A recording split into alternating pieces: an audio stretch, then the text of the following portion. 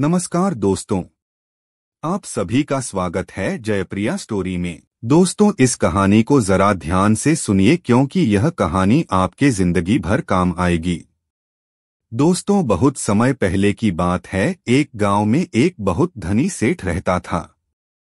वह जिस नगर में भी व्यापार करने जाता वहां पर भी उसे सफलता मिलना निश्चित था। वह अपने जीवन में कभी भी हारा नहीं था। उसका व्यापार भी खूब जोरों शोरों से चल रहा था। उसके पिताजी ने उसे ऐसी 4 बातें बता रखी थी जिसका वह नियमित पालन किया करता था और उन्हीं बातों का अनुसरण किया करता था और उन्हीं बातों की वजह से उसका जीवन बड़ा ही सुखमय था। वह जीवन के हर क्षेत्र में सफल था। ऐसे ही काफी समय बीत गया और अब वह धनवान सेठ काफी बूढ़ा हो चुका था। अब उसे लगने लगा था कि मेरी मृत्यु बहुत नजदीक है, मेरी मृत्यु कभी भी हो सकती है। और वह जानता था कि उसका बेटा बहुत भोला है, बहुत नादान है, उसे अभी दुनियादारी की समझ नहीं है। इसलिए उसने अपने बेटे को अपने पास बुलाया और अपने बेटे से कहा, बेटा, मैंने अपने पिताजी से 4 बातें सीखी थी और उन्हीं बातों को मैंने अपने जीवन में उतारा। उन्हीं के अनुसरण की वजह से आज मैं अपने जीवन में इतना सफल हूँ, अपना जीवन सुखमय पूर्वक बिता रहा हूँ। उन्हीं बातों की वजह से आज मैं इतना सुखी हूँ, संतुष्ट हूँ और इतना धनवान हूँ। ना ही कभी मुझे कोई बीमारी हुई और ना ही मुझे कभी कोई धन की कमी हुई। और तुम देख ही पा रहे हो कि मैं इस नगर का सर्वश्रेष्ठ धनवान हूँ। लेकिन आज मेरे पास जो कुछ भी है मैं उससे संतुष्ट हूँ, मैं खुश हूँ। लेकिन मैं चाहता हूँ कि तुम मुझसे भी आगे बढ़ो, तुम और नाम कमाओ, तुम और धन कमाओ, लोग तुम्हारे बारे में जाने, तुम्हें पहचाने, क्योंकि हमारा समय कुछ और था और तुम्हारा आने वाला समय कुछ और ही है। उस धनवान सेठ ने अपने बेटे को अपने और करीब बुलाया और उससे कहने लगा, बेटा, आज मैं तुमको दुनिया की ऐसी 4 महत्वपूर्ण बातें बताने जा रहा हूँ जो मुझे मेरे पिताजी ने बताई थी और इसी के कारण आज मैं इतना सफल हूँ। यदि तुमने इन सभी बातों को अपने जीवन में उतार लिया, इनका नियमित तौर पर पालन किया, इनका अनुसरण किया, तो तुम भी अपने जीवन में बहुत धनवान बन जाओगे, अपने जीवन को बहुत सुखमय तौर पर बिताओगे। इन बातों के अनुसरण से ना तो तुम्हारे घर परिवार में कोई दुख आएगा और ना ही तुम्हारे व्यापार में कभी कोई परेशानी उत्पन्न होगी। इतना कहकर धनवान सेठ अपने बेटे को 4 बातें बताना शुरू करता है। वह कहता है, बेटा, सबसे पहली बात है काम पर छाव में जाना और छाव में आना। दूसरी बात, अपने घर के चारों तरफ चमड़े की बांध रखना। तीसरी बात, हमेशा खाने को मीठा करके खाना। और चौथी बात, अपनी पत्नी को हमेशा बांध कर रखना। इतना कहकर वह धनवान सेठ अब निश्चिंत हो चुका था। वह यह जानता था कि उसका बेटा बहुत भोला है, वह अपने पिता की बात अवश्य मानेगा और इन सभी 4 बातों को अपने जीवन में उतारे और इनका अनुसरण भी करेगा। देखते ही देखते कुछ महीने बीत गए और फिर एक दिन धनवान सेठ मृत्यु को प्राप्त हो गया। अपने पिता की मृत्यु के बाद उस धनवान सेठ के बेटे ने उन सभी 4 बातों को एक कागज पर लिख लिया ताकि वह उन्हें भूल ना जाए और उन्हीं बातों को वह अपने जीवन में उतारने लगा। उन 4 बातों का अनुसरण करने लगा। सबसे पहली बात जो उसके पिता ने उससे कही थी, छाव में जाना और छाव में आना, तो उसने अपने घर से लेकर अपनी दुकान तक पूरे रास्ते पर एक टेंट लगवा दिया, क्योंकि उसके पास पैसा तो बहुत था और उसे कोई रोकने वाला भी नहीं था। जब भी कोई उसे पूछता कि आखिर तुमने ऐसा क्यों किया, तो वह उसके जवाब में बस इतना ही कहता कि मेरे पिताजी ने मुझसे ऐसा ही करने को कहा है। इसके बाद उसने अपने पिता की अगली बात का अनुसरण किया।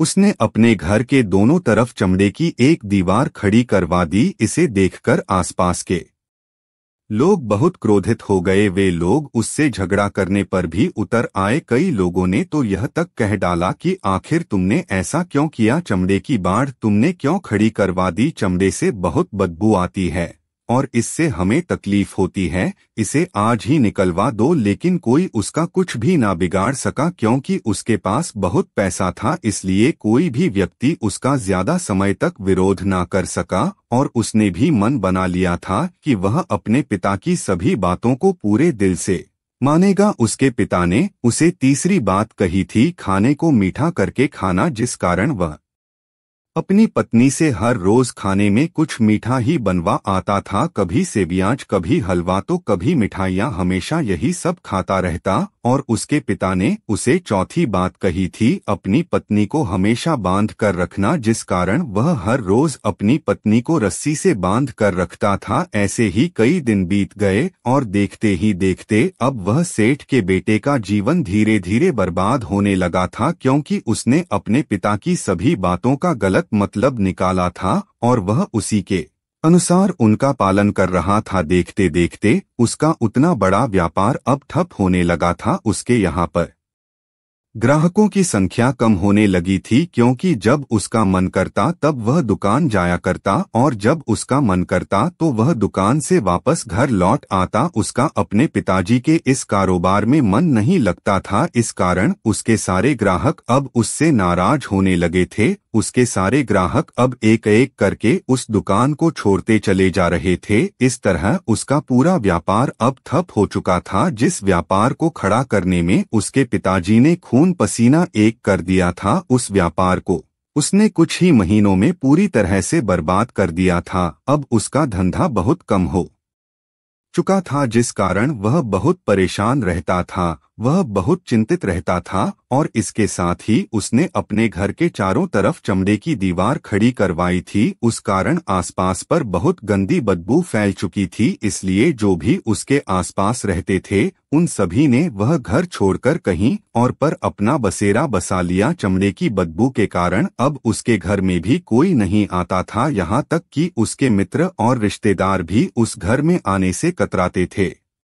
है वह बहुत परेशान रहने लगा था और वह हमेशा मीठा भोजन किया करता था, जिस कारण उसका वजन बहुत ज्यादा बढ़ चुका था। और इस मोटापे के कारण उसके शरीर में ना जाने कितनी सारी बीमारियों ने अपना घर बना लिया था। आए दिन उसके घर पर वेद आने लगे थे। इन्हीं कारणों से अब उसका पैसा भी इन चीजों में बर्बाद होने लगा था। और अपने पिता की चौथी बात उसने मानी थी, वह थी अपनी पत्नी को बांध कर रखता, जिसकी वजह से उसकी पत्नी उससे नाराज हो गई और वह घर छोड़कर अपने मायके लौट गई। उसने अपनी पत्नी को मनाने की कोशिश की, तरह तरह के उपाय किए, लेकिन उसकी पत्नी नहीं मानी। और वैसे भी कोई भी स्त्री ऐसे मर्द के साथ क्यों रहना चाहेगी जो उसे बेवजह ही बेबात पर बांध कर रखता हो। देखते देखते अब वह सेठ के बेटे का पूरा जीवन बर्बाद हो चुका था। ना तो अब उसके पास व्यापार बचा था, ना ही धन, ना ही उसकी पत्नी और ना ही वह रिश्तेदार जो पैसों के लिए उसके आसपास घूमा करते थे। और तो और अब उसका स्वास्थ्य भी ठीक नहीं रहता था, जिस कारण वह बहुत चिंतित रहने लगा था, बहुत परेशान रहने लगा था। उसे यह सब समझ ही नहीं आ रहा था क्या हो रहा है और क्यों हो रहा है। इन सभी बातों को लेकर तो बहुत परेशान न रहता और वह मन ही मन अपने पिताजी को कोसा करता और कहता, पिताजी आपने तो मेरा पूरा जीवन बर्बाद कर दिया। आपकी उन 4 बातों के कारण आज मुझसे मेरा सब कुछ छिन चुका है। ना तो मेरे पास व्यापार रहा, ना ही धन दौलत, ना ही वह रिश्तेदार, ना ही मेरी पत्नी, और यहाँ तक कि मेरे स्वास्थ्य ने भी मेरा साथ छोड़ दिया है। आप ही के कारण आज मेरा पूरा जीवन बर्बाद हो चुका है। यदि मैंने आपकी वह 4 बातें ना मानी होती, यदि मैंने उन्हें अपने जीवन में ना उतारा होता, तो आज मैं एक सुखमय जीवन जी रहा होता। आपकी इन 4 बातों पर चलकर मुझे क्या मिला? मैंने एक आज्ञाकारी बेटे की तरह आपकी सारी बातें भली भांति मानी, उन पर यकीन किया, उनका अनुसरण किया। लेकिन मैं ही मूर्ख था जो मैंने आपकी उन बातों पर आंख बंद करके यकीन कर लिया। इतना कहकर वह फूट फूट कर रोने लगा। तभी उसे एक दिन पता चला कि उसके पास के नगर में एक साधु आए हुए हैं और वह साधु सभी की समस्याओं का हल बताते हैं, चाहे कैसी भी समस्या हो वह उसका निवारण अवश्य करते हैं। यह सुनकर उसने सोचा कि चलो एक बार मिलकर देखता हूँ, हो सकता है कि मेरी भी समस्या का समाधान मुझे मिल जाए। इस आशा के साथ वह उन साधु के पास पहुंचा। वहां पहुंचकर सीधा उनके चरणों में जा गिरा और जोर जोर से रोने लगा। वह कहने लगा, हे गुरुवर, अब आप ही मुझे बचा सकते हैं। मेरे पिताजी ने तो मेरा पूरा जीवन बर्बाद करके रख दिया। आज मेरी जो भी स्थिति है वह सब मेरे पिताजी के कारण ही है। मेरे पिताजी ने मुझे जैसा कहा मैंने वैसा ही किया, हमेशा एक अच्छे बेटे की तरह उनकी सारी बातें मानी, अपने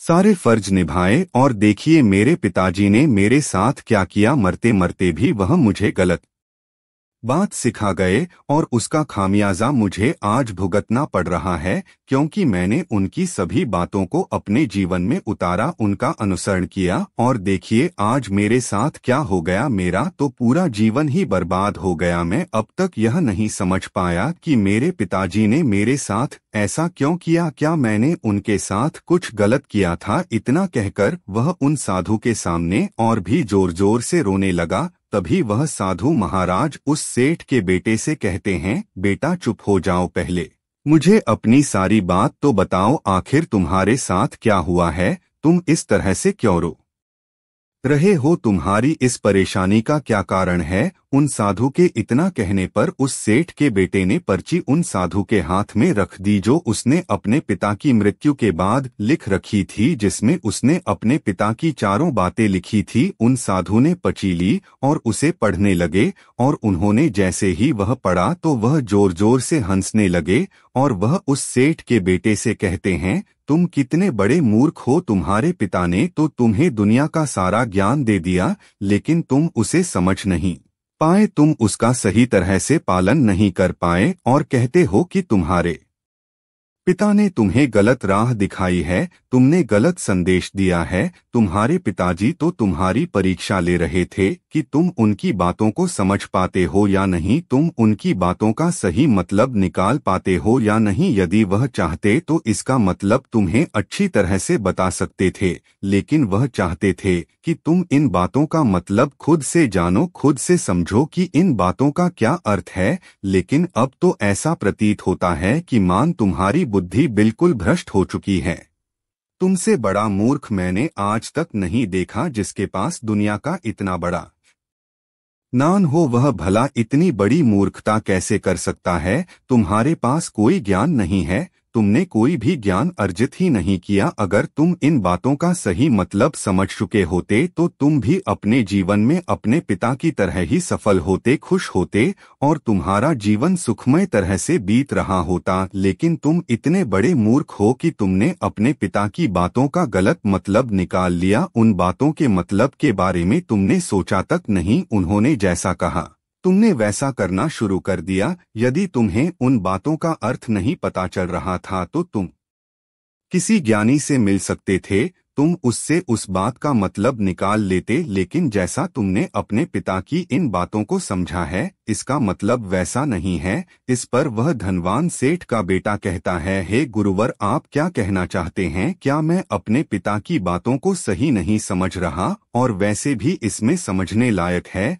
क्या, उन्होंने तो सब कुछ साफ साफ ही बताया था और मैंने उन्हें अपने जीवन में उसी तरह से उतार लिया, तो फिर मैंने गलत क्या किया है। इस पर गुरुवर एक बार फिर मुस्कुराने लगे और उस सेठ के बेटे से कहते हैं, बेटा, यह जो बातें लिखी गई हैं, इन बातों के पीछे एक गहरा अर्थ है जिसे तुम समझ नहीं पाए। इसी कारण वश तुमने यह मूर्खता कर दी और इसी कारण वश तुमने अपना पूरा जीवन बर्बाद कर लिया। लेकिन अब भी कुछ नहीं बिगड़ा, अब भी तुम्हारे पास बहुत समय है। यदि तुम चाहो तो अब से मेहनत करके भी तुम अपने जीवन में एक बार फिर से वह खुशहाली, वश, समृद्धि सब कुछ हासिल कर सकते हो। इस पर वह सेठ का बेटा कहता है, ठीक है, कृपया करके मुझे उन चारों बातों का मतलब समझाइए, आखिर उन चार बातों का क्या अर्थ है। इस पर साधु सेठ के बेटे को कहते हैं, तुम्हारे पिताजी ने तुमसे कहा था काम पर छाव में जाना और छाव में आना, इसका मतलब यह है सूर्य निकलने से पहले ही तुम दुकान पर पहुंच जाना और सूर्यास्त होने के बाद ही तुम वापस घर आना, जिससे तुम्हें दुकान पर अधिक से अधिक समय मिल पाएगा। तुम उस काम को अच्छी तरह समझ पाओगे, उस काम को अच्छी तरह से कर पाओगे, उस काम को बढ़ाने में तुम अपना दिमाग लगा पाओगे और तुम अपने काम में तरक्की कर पाओगे। लेकिन तुमने तो इसका गलत ही मतलब निकाल लिया। तुमने तो अपने घर से लेकर दुकान तक एक ऐसा टेंट लगवा दिया जिससे तुम छाव में आ सको और छाव में जा सको। अब तुम ही बताओ, क्या तुमने अपने पिताजी की इन बातों का सही मतलब समझा था? यह सुनकर वह सेठ का बेटा जोर जोर से रोने लगा और कहने लगा, हे गुरुवर, मेरी ही गलती थी। मैंने अपने पिता की इन बातों का गलत मतलब निकाला और इसी कारण वश आज मैं पूरी तरह से बर्बाद हो चुका हूँ। मैं ही सबसे बड़ा मूर्ख था। मेरे पिताजी ने तो मुझे इतना महत्वपूर्ण ज्ञान दिया, लेकिन मैं उस हीरे को पत्थर समझ बैठा। आगे वह सेठ का बेटा उन गुरुवर से कहता है कि गुरुवर, दूसरी बात क्या है, उसका अर्थ क्या है? आगे गुरुवर दूसरी बात का अर्थ समझाते हुए कहते हैं, चमड़े की बाढ़ करवाना। इसका अर्थ यह है कि तुम अपने घर में कुत्ता या बिल्ली पालना। जब तुम अपने घर में कुत्ता बिल्ली पाल लोगे तो यह तुम्हारे घर की चारों ओर से रक्षा करेगा, जिससे तुम्हारी धन दौलत पूरी तरह से सुरक्षित रहेगी और तुम बेफिक्र होकर दुकान पर मन लगा सकोगे, बेफिक्र होकर दुकान के कामों को समझ सकोगे और तरक्की कर पाओगे। और तुम्हारे मन में कभी यह भी डर नहीं होगा कि कहीं कोई चोर आकर मेरी संपत्ति ना चुरा ले। चमड़े की बाढ़ करवाने का असली मतलब यह है, लेकिन तुमने तो चमड़े की बाढ़ करवाने का मतलब कुछ और ही निकाल दिया। तुमने तो अपने घर की दो दीवारों को ही चमड़े से पूरी तरह से भरवा दिया, जिस कारण आसपास गंदी बदबू फैल गई। तुम्हारे आसपास के पड़ोसी भी अपना घर छोड़कर कहीं और चले गए, यहाँ तक कि तुम्हारे मित्र, तुम्हारे सगे संबंधी भी उस बदबू के कारण तुम्हारे घर पर आने से कतरा लगे। और अब हालत यह हो चुकी है कि ना तो तुम्हारे घर पर कोई आता है और ना ही कोई जाता है। पसंद करने लगे और तुम्हारी बर्बादी का यह भी कारण है। आगे सेठ का बेटा कहता है, हे गुरुवर, यह सब तो ठीक है, लेकिन यह खाने को मीठा करके खाना, इसका क्या? मैंने इसका भी अर्थ गलत निकाला है क्या? मैंने तो अपने पिता की बातों के कहे अनुसार ही हर रोज मीठा खाया और आज देखिए मेरा शरीर कितना वजनदार हो चुका है, जिस कारण मुझे अनेक प्रकार की बीमारियों ने घेर रखा है। क्या मैं इस बात को भी गलत समझ रहा था? इस पर वह साधु उस सेठ के बेटे से कहते हैं, हाँ, तुमने इस बात का भी गलत मतलब ही निकाला है। मीठा करके खाने का अर्थ यह है कि जब भी तुम्हें भूख तेजी से लगे तभी तुम्हें भोजन करना है, ना उसके पहले और ना उसके बाद। अन्यथा यदि तुम्हें भूख ना लगी होगी और तुम्हें भोजन मिल जाए तो तुम उस भोजन की कभी कदर नहीं करोगे। वह रोटी तुम्हें कभी मीठी नहीं लगेगी, फिर चाहे वह भोजन कितना भी स्वादिष्ट क्यों ना हो, चाहे भोजन कितना भी लाजवाब क्यों ना हो, तुम उसकी कदर कभी नहीं कर पाओगे, तुम उसका सम्मान कभी नहीं कर पाओगे। किंतु जब एक व्यक्ति को जोरों की भूख लगी होती है तो उसके सामने यदि तुम सूखी रोटी भी रख दो तो भी वह उसके लिए किसी पंचमेल से कम नहीं है। वह उसे प्रेम पूर्वक खाता है, उसका आदर करता है, उसका सम्मान करता है और वह रोटी उसे मीठी लगती है। इसीलिए तुम्हारे पिताजी ने यह कहा था कि भोजन मीठा करके खाना, जिससे तुम्हारा स्वास्थ्य भी अच्छा रहेगा। क्योंकि जब एक व्यक्ति को भूख लगी होती है और उस समय पर जब वह भोजन करता है तो वह उसके लिए एक अमृत समान होता है, और वहीं पर जब किसी व्यक्ति को भूख ना लगी हो और ऐसे समय पर वह भोजन करता है तो वह उसके लिए विष समान है, वह उसे बहुत नुकसान पहुंचा सकता है। लेकिन तुमने तो इसका भी गलत मतलब निकाला था। तुम हर रोज मीठा खाने लगे, जिस कारण तुम्हारा वजन बढ़ने लगा और इसी कारण वश तुम्हारे शरीर में अनेक रोग ने अपना घर बना लिया और यह तुम्हें मृत्यु के करीब ले जा रहा था। इसलिए आज से जब भी तुम्हें जोरों की भूख लगे तभी भोजन करना तुम्हारे लिए अत्यधिक फायदेमंद होगा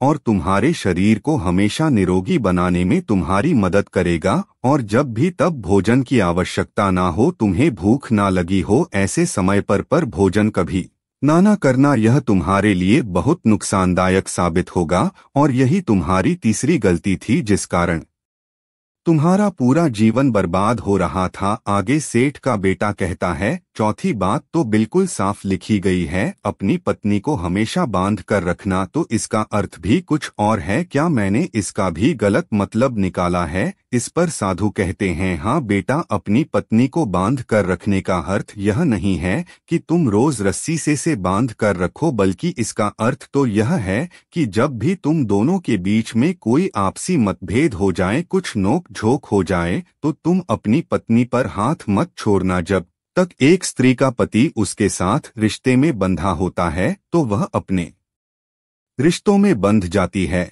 और वह अपने रिश्ते को पूर्ण तरीके से निभाने का हर मुमकिन प्रयास करती है। और ऐसे समय पर यदि तुम्हारे बीच कुछ नोक झोंक हो जाए, कुछ गलतियां हो जाएं, और ऐसे समय पर तुम उस स्त्री का हाथ नहीं छोड़ते तो वह तुम्हें छोड़कर कभी नहीं जाएगी। लेकिन इसका अर्थ यह भी नहीं है कि तुम अपनी पत्नी पर अत्याचार करो, बल्कि तुम्हारे पिताजी यहाँ पर कहना चाहते थे कि जो भी कोई व्यक्ति तुम्हारे साथ किसी रिश्ते में जुड़ा हुआ है उसे अपने रिश्ते में इस तरीके से बांध लो कि वह तुम्हारे साथ झगड़े और नोक झोंक के बाद भी नुकसान ना पहुंचा सके, वह तुम्हारे साथ कुछ गलत ना कर सके और तुम्हारा फायदा ना उठा सके। अपने रिश्तों को हमेशा बांध कर रखना, उन्हें खुला मत छोड़ना, अन्यथा वह तुम्हारे हाथ से फिसल जाएंगे। और हम में से अधिकांश लोग अपने जीवन में यही गलतियां करते हैं और अपने नए रिश्तों को कभी समय नहीं देते, जिस कारण उनका रिश्ता उतना मजबूत नहीं हो पाता और इसी कारण वश वह अपने रिश्ते से हाथ धो बैठते हैं। और यही गलती तुमने भी की। तुमने तो अपनी पत्नी को बांध कर रखा था, तो भला वह तुम्हें कैसे माफ कर सकती है? और यही कारण है कि वह तुम्हें छोड़कर चली गई। तुमने जो अपनी पत्नी के साथ किया वह माफी के लायक नहीं है, लेकिन तुम्हें अपनी पत्नी से माफी मांगनी चाहिए क्योंकि तुमने गलत किया है। इसलिए जाओ और अपनी पत्नी से माफी मांगो, उसे वापस घर लाओ। और यही वह 4 बातें थी जो तुम्हें तुम्हारे पिता ने समझाने का प्रयास किया था, लेकिन तुमने इन सभी बातों का गलत मतलब निकाला और इसी कारण वश तुम पूरी तरह से बर्बाद हो गए। किंतु अभी भी तुम्हारे पास बहुत समय है। यदि तुम इन सभी बातों का सही से अनुसरण करते हो तो तुम अपने जीवन में एक एक बार फिर से वह सब कुछ हासिल कर सकते हो जो तुमने खोया है। यह सारी बातें हमारे जीवन की पूरी परेशानियों का समाधान है। तुम किसी भी तरह से इनको देख सकते हो। यदि तुम कामयाब होना चाहते हो तो तुम्हें मेहनत करनी ही होगी। सूर्य निकलने से पहले तुम्हें अपने घर से निकलना होगा और हमेशा सूर्य के ढलने के बाद ही तुम्हें घर वापस लौटना होगा, ताकि धन दौलत को कोई तुमसे छीन ना ले। तुम्हें अपने रिश्तों को कुछ इस तरीके से बांधना होगा ताकि वह रिश्ते तुम्हें परेशान ना करें, तुम्हें तकलीफ ना पहुंचाएं, तुम्हारा फायदा ना उठाएं। और हमेशा एक अच्छा और स्वस्थ भोजन करना जब तुम्हें भूख लगी हो, ताकि तुम्हें जो भी सांसें मिली हैं तुम उसे खुशी खुशी जी सको। और अपने रिश्तों को हमेशा बांध कर रखना, उन्हें खुला मत छोड़ना, अन्यथा वह तुम्हारे हाथ से फिसल जाएंगे। और अपने घर में अवश्य ही कुत्ते या बिल्ली को जरूर पालना ताकि तुम्हारा धन हमेशा सुरक्षित रहे। इन सभी बातों का अपने जीवन में अनुसरण करने के बाद तुम अपने जीवन में सब कुछ एक बार फिर पा सकते हो जो तुमने आज तक खोया है। और हो सकता है कि तुम इससे भी अधिक उन्नति कर पाओ, इससे भी अधिक समृद्धि पा सको, अपने जीवन को खुशहाल और सुखमय बना सके। इतना कहकर वह साधु शांत हो गए और सेठ का बेटा भी अपनी सभी गलतियों को समझ चुका था। उसने उन गुरु को प्रणाम किया और वापस अपने घर लौट गया। उसने उन सभी 4 बात को अपने जीवन में उतारा, उनका सही सही अनुसरण किया। उसके बाद से उसके जीवन में सकारात्मक प्रभाव दिखने लगे। वह एक बार फिर से अपने व्यापार को खड़ा करने में सफल रहा। वह एक बार फिर से अपनी पत्नी को घर लाने में सफल रहा और देखते ही देखते उसका जीवन सुखमय और आनंदमय हो गया था। उम्मीद है आपको वीडियो पसंद आई होगी।